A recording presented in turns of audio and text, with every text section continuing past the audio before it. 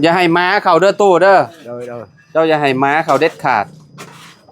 มันสิมีแต่ห้อยม้าอันนี้ให้เขามาเบิ่งม้าและเนาะมันเข่าแล้วมันบ่งามนี่มันบัดมันแห้งมันเหยียบได้อยู่บัดมันแห้งนะตอนนี้มันยังบ่เห็น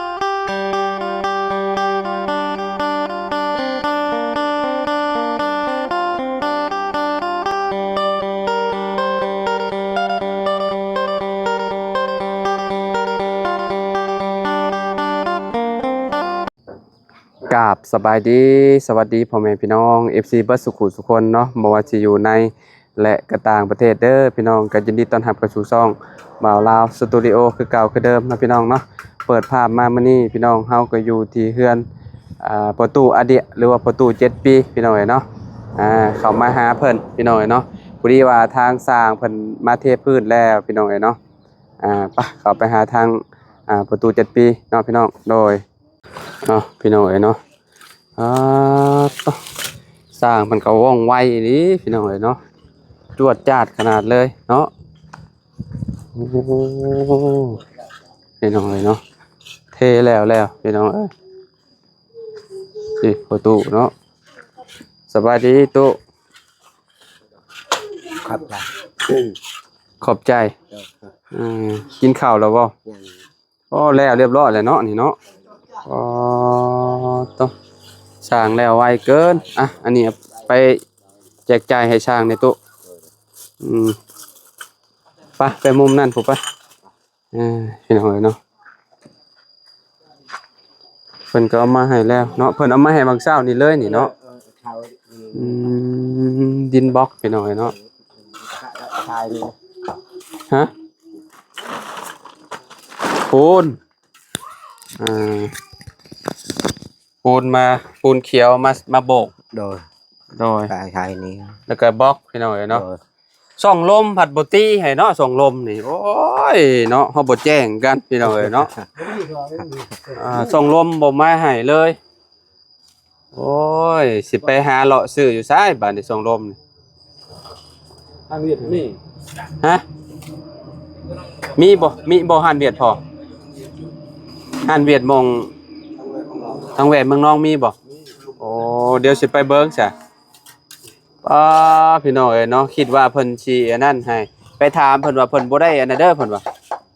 ลูกน้องบ่ตีเพิ่นว่าพี่น้องก็เลยว่าให้เพิ่นส่งเงินอยู่ประมาณ100,000กับ 4,000 กีบสั่งเอาประมาณ8อันพี่น้องส่งลมให้เพิ่นแต่ว่าเพิ่นลูกน้องบ่สบายว่าซั่นดีนะเรายังตีดินบล็อกให้พี่น้องเนาะคันว่าบ่ตีดินบล็อกนี่ป้าตะไปหาเลาะซื้อแถวนี้แหละจะสิโปนบ่ปอตัวบ่คะแนนว่าอยู่ห้านเวียดบ่มีเฮาก็สิได้ไปเลาะอยู่เซโปนน่ะดิส่องลมนี่อยู่เวียดนี่สิไปเลาะให้ลาวพี่น้องเนาะสบายดีเด้อพ่อตู้เด้อตู้เริ่มสร้างแล้เนาะเจ้าเอารถตู้เจ้าเลือกเอาอันเจ้าสิกินหยังเอาซื้อมาเผื่อเจ้าอยู่เด้อจะกินแรงกินน้ำส้มลูกแรงกินน้ำส้มเนาะสบายดีเด้อไอ้เด้อไอ้ทุ่งเนาะเสริมพลังก่อนก็ได้เนาะต่อยกันก่อแป๊บเดียวหนึ่งเนาะสิแล้วเลยพี่น้องเนาะก่อก็ได้เป็นอะไรคือมาบ่ได้ช่างแมนบ่สบายหรือว่าน้ำท่วมบ่น้ำท่วมเข่าบ่ประตูว่าท่านนี่ประตูพี่น้องเนาะโอ้แล้วเลยอันนี้เนาะแล้วตอนจะโมงอ่ะนี่อย่าให้ม้าเขาเด้อตู้เด้อเจ้าอย่าให้ม้าเขาเด็ดขาดมันสิมีแต่ห้อยม้าอันนี้ให้เขามาเบิ่งม้าและเนาะมันเข่าแล้วมันบ่งามนี่มันบัดมันแห้งมันเหยียบได้อยู่บัดมันแห้งนะตอนนี้มันยังบ่แห้งเป็นอันนั้นอยู่เวลามาเผาม้าแล้วมื้อนี้น่ะแล้วได้พี่น้องเนาะโอ้ใครแล้วบานนี่กล้องตารางประตู7ปีเนาะถือว่าโอเคแล้วพี่น้องอิฐบล็อก300เนาะยัง ทางหน้าบ่ได้ก่อและทางหลังก็ยังบ่ได้ก่อน่าสิพออยู่ดอกพี่น้องเอ้ยเนาะเพราะว่าอันห้องน้ำนี่2 คูณ 2 เมตร 50พี่น้องเอ้ยเนาะพอดีเลยอาบน้ำอาบในใส่อยู่นี่เลยเนาะพี่น้องเอ้ยเนาะมาแต่ไสมื้อนี้น่ะบ่ตุได้มาอยู่เฮือนในซอยอยู่เฮือนซอยเวียกเพิ่นบ่โดยอ้อน้ำลงเลยเนาะนี่เนาะข้ามได้เลยติห้วยนี่บาดนี้น้ำบกบ่เลยพอบกไวอีหลีพี่น้องบ่มีเลยบาดนี้แห้งบ่เลยเนาะพอคักอีหลีบาดนี้ กล้าประตูเริ่มเป็นอะไรเนาะตายเบิดบ่พอ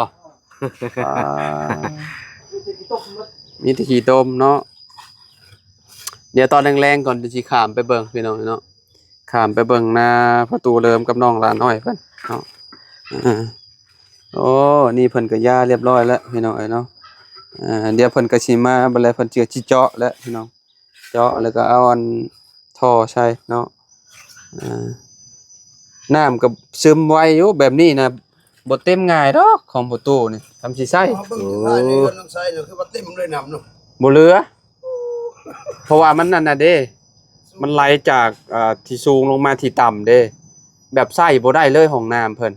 ตอนนี้บ่ฮู้ว่ายังน้ำยังอยู่บ่อยู่ในท่อตัวนี้น่ะเพราะว่าเฮือนน้องเพิ่นน่ะน้ำหมักขังหั่นน่ะช่วงนั้นน่ะชุมข่อยพากันขุดน่ะประมาณเม็ดปลายเนี่ยก็น้ำออกเลยอยู่พื้นน่ะบ่น่าสิบกดอกตอนนี้น่ะเนาะหากยังบ่ได้แวะหาน้องไสพี่น้องเอ้ยเนาะว่าห้องน้ำเพิ่นยังใช้ได้บ่เพราะว่าบ้านนี่ก็แวะเข้าบ้านน้องเอสน่ะขอเข้าห้องน้ำแล้วเพิ่นก็ว่าห้องน้ำเต็มน้ำบ่บกว่าซั่นพี่น้องเอ้ยเนาะน้องบ้านน้องไสแฮงสิคักแหละบ้านพ่อตู้นี่สบายเพิ่นเนาะถึงว่าน้ำสิท่วมสิหยังก็บกไว้คือสังเกตมึงเลยพี่น้องครับผมเมื่อวานนี่น้ำยังบ่ละลายเนี่ยมื้อนี้แห้งหมดแล้วระบายไว้อยู่พี่น้องเอ้ยเนาะแบบว่าน้ำก้านมันผู้เต็มอยู่พี่น้องเอ้ยเนาะน้ำเซบางเฮียงก็เริ่มบกลงแล้วบ่ลายมันแล้วแหละเนาะน้ำลงเทแม่น้ำเซบางเฮียงก็บ่ลายปานนั้นแล้วใครแน่ผู้อยู่ลุมหั่นน่ะอยู่แถวปากเซพี่น้องเอ้ยเนาะแถวปากเซสารวัตรนี่น้ำท่วมเนาะบางหมู่บ้านพี่น้องเอ้ยเนาะเพราะว่าน้ำเซมันแตกแกงเด้มันก็ทะลักเข้าบ้านพี่น้องเอ้ยเนาะเนาะคิดนักเลยบัดนี้เนาะพ่อเนาะเฮ็ดแนวใดบัดนี้หว่านกล้าใหม่บ่หว่านอยู่นี่เจ้าคือบ่หว่านแล้วโลดหว่านเข้านะหว่านตามให้หน้าหั่นน่ะบ่ต้องโตกะถ้ากะอีกก็บ่แม่นง่ายเด้เฮาหยอดเอาโลดพอไอ้ปีหน้านะแถวนี้น่ะหยอดให้มันอันนั้นบ่โลด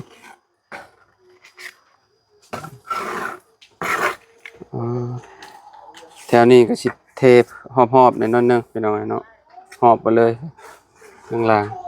เทกันเปื้อนแห่นี่แบบ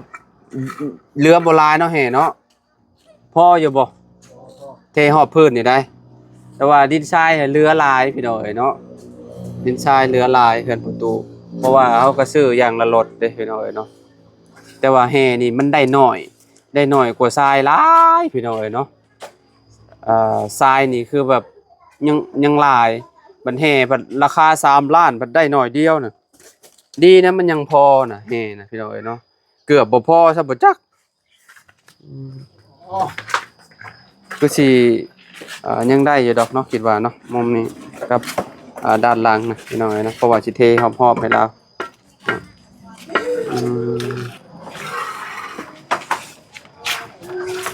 มาพี่ตู้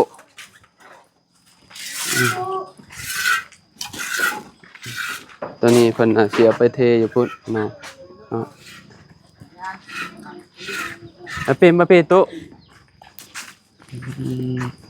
โอ้ พี่น้องเอ้ยเนาะยังเรือลายอยู่ทรายเนาะ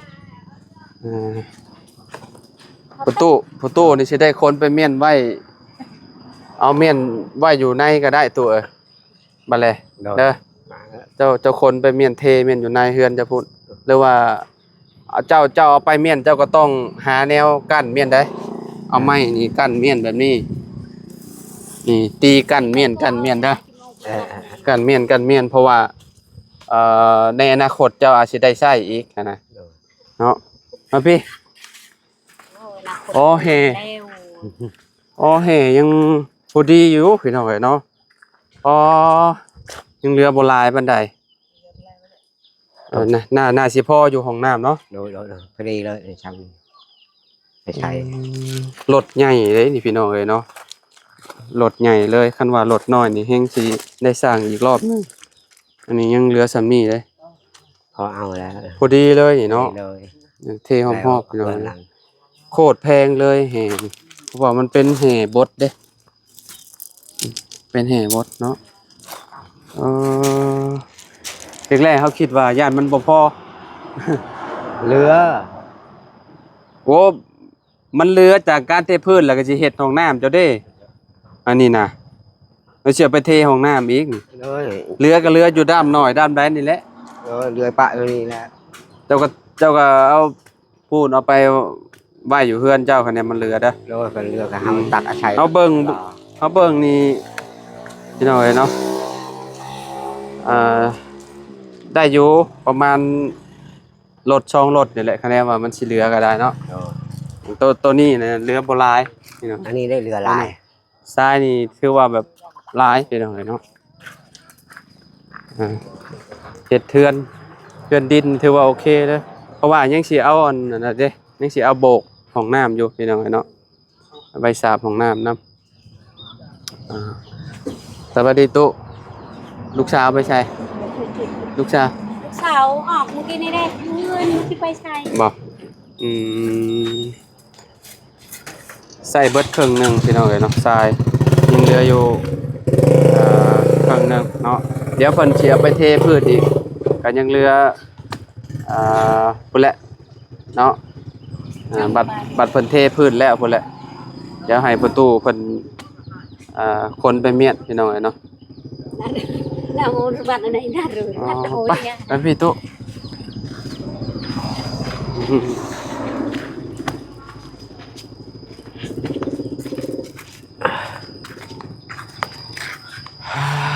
เนาะอันนี้เพิ่นน่ะเสียไปเทพุ่นเนาะเพราะมันเรือจากบนนี่พี่น้องเอ้ยแดดมาแล้วบานมื้อนี้โอ้แดดแฮงเด้อมื้อนี้เด้อฝนสินำน้องอีบ่จักอันเนาะแดดนี่แดดเบิ่งนำก่อนแดดให้น้ำบกบ่เพิ่นเทพื้นก็ถือว่าโอเคแล้วเบิ่งก็งามแล้วพี่น้องบัดนี้เนาะมีแต่เบิ่งม้าอย่างเดียวบ่ให้ม้าเข้ามาเหยียบเด้อจะต้องหักษามันได้ตัวเอ้ยให้มันงามกันว่าม้าเข้ามาเหยียบเป็นหอยมันขี้ร้ายมันแบบบ่ให้มันเป็นรอยเป็นหยังตัวใหญ่เป็นซอยมากก็เฮาก็ต้องรักษามันเด้อรักษามันให้มันจบมันงามนั่นแหละเพื่อนคือกันนี่มันงามตลอดเนาะสมกับผู้ใหญ่เป็นซอยมากแล้วเนาะพี่น้องเนาะเพิ่นก็บ่ได้รู้จักกันแต่ว่าเพิ่นก็ซอยมานะพี่น้องเนาะแบบว่าก็นับถือน้ำใจเพิ่นแฮงพี่น้องเนาะคือแบบเพิ่นใจบุญใจกุศลหลายเนาะเฮ็ดให้ทุกสิ่งทุกอย่างเลยได้พี่น้องเนาะนับตั้งแต่ห้องน้ำเทพื้นเฮ็ดเฮือนให้โอ้พี่น้องเนาะถือว่าสุดยอดแล้วพี่น้องเนาะบุญประตูนี่หลายแฮงแล้วเนาะฮ้อนลีนี่เนาะตู่ฝนสิลงมาอีกแล้วในมื้อน้ำมันนี่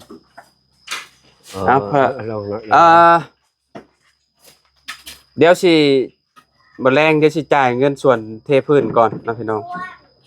เดี๋ยวสิไปกดเงินมาจ่ายค่านี่ให้เพิ่นก่อนเดี๋ยวบ่แรงสิจ่ายเงินเด้อเนาะ พี่น้องเอ้ยเนาะ โดยโดย ห้องน้ำยังบัดแล้วพุ่นแหละจังสิจ่ายห้องน้ำ โดย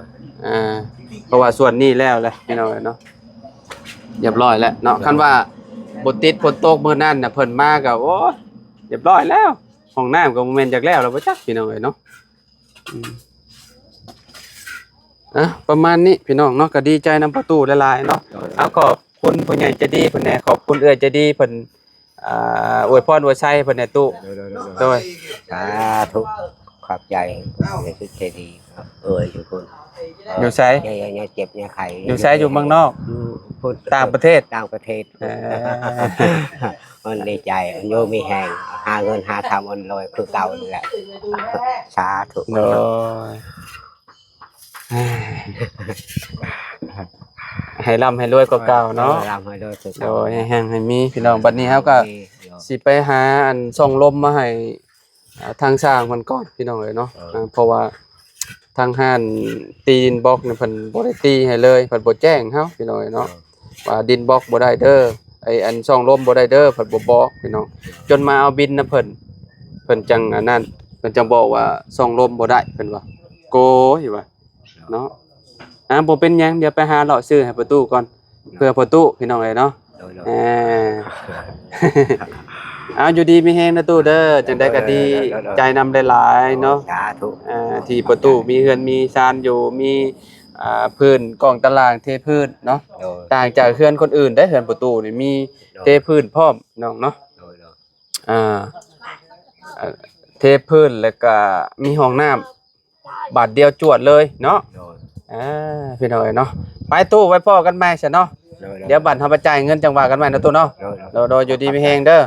พ่อกันใหม่โอเคเนาะพี่น้องตอนนี้ก็ทางทีมสร้างเพิ่นเทพื้นให้ประตู7ปีสำเร็จเรียบร้อยพี่น้องเนาะก็ดีใจนำเพิ่นเนาะยังได้ก็ขอบคุณเอื้อยหลายๆเด้อและกับแม่เนาะที่ให้เฮาเป็นสะพานบุญให้เนาะก็ขอให้อยู่ดีมีแฮงความเจ็บบ่ให้ได้ความไข้บ่ให้มีเด้อปรารถนาสิ่งใดก็ขอให้ได้สิ่งนั้นเด้อนอนหลับให้ได้เงินหมื่นนอนตื่นให้ได้เงินแสนบ่ว่าสุมเจ้าสิเฮ็ดการงานหยังธุรกิจหยังก็ขอให้ประสบความสำเร็จในหน้าที่การงานตลอดปีตลอดไปเด้อเอื้อยเด้อและกับแม่เนาะอยู่ดีมีแฮงร่ำรวยกว่าเก่าเนาะยังเหลือแต่ห้องน้ำบัดนี้เนาะพี่น้องที่ว่าเพิ่นเฮ็ดอยู่ตอนนี้เนาะเฮาก็สิไปหาเลาะซื้อซองลมให้เราก่อนพี่น้องโดยไว้พอกันใหม่ขอบคุณหลายๆเด้อ FC เบิดทุกคนเนาะที่ติดตามและเป็นกำลังใจให้เฮามาตลอดเด้อเนาะขอบคุณเบิดทุกคนนั่นแหละทุกการติดตามเนาะฝากกดไลค์กดแชร์เด้อพี่น้องเอาไว้พอกันใหม่สบายดีพี่น้องโด